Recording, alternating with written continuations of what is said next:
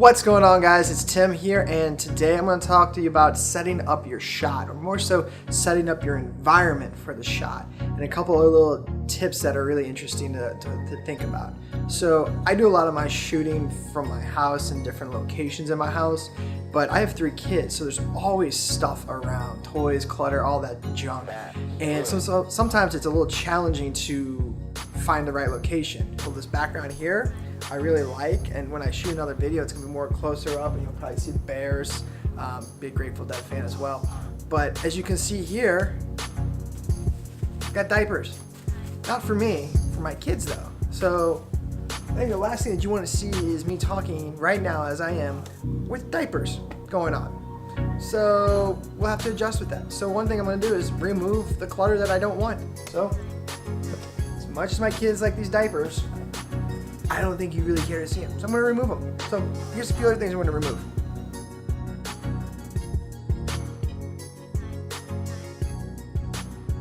Fishing pole. As to their fishing pole gear.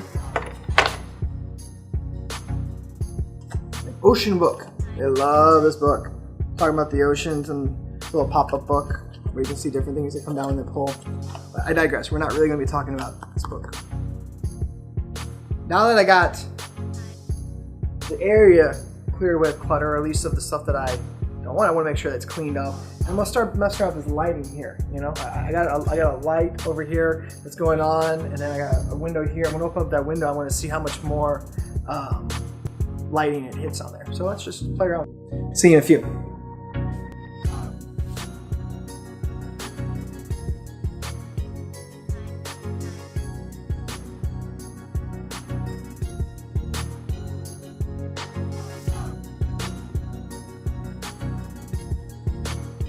Instantly right now that I should have that covered. So here's a cool little tip for you.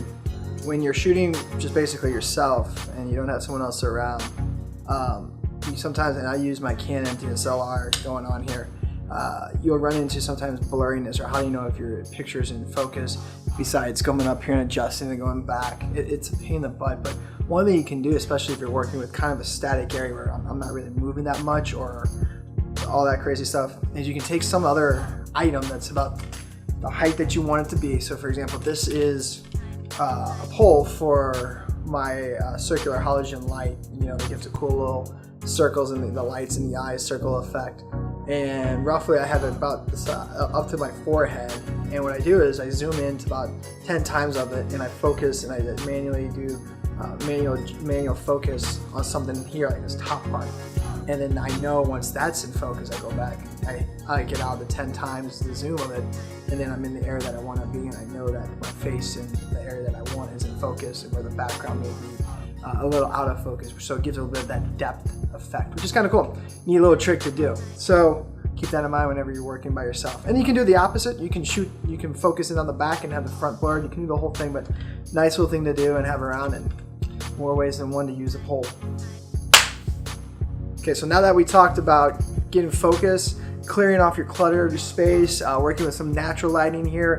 I had that open and it looked horrible. I was immediately shadowed, which I knew that going into, but I wanted to show it to you. So I have a lighting system over here that's kind of soft. I'm still using natural light, but I have a filter. I mean, think about it. A current is a filter that you can use to soften that light.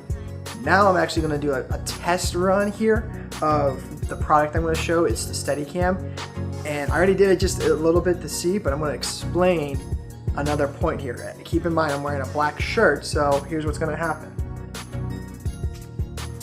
This is the most amazing Steadicam ever. Can you see it? Can you see it? Look how cool it is. One, I had it low on purpose. That was kind of funny, but when I move it out to close to my face, some of this area is still hard to see. So I have a black shirt on. This is black. Probably should put something else on. So what am I gonna do? Voila! I am now out of my black shirt.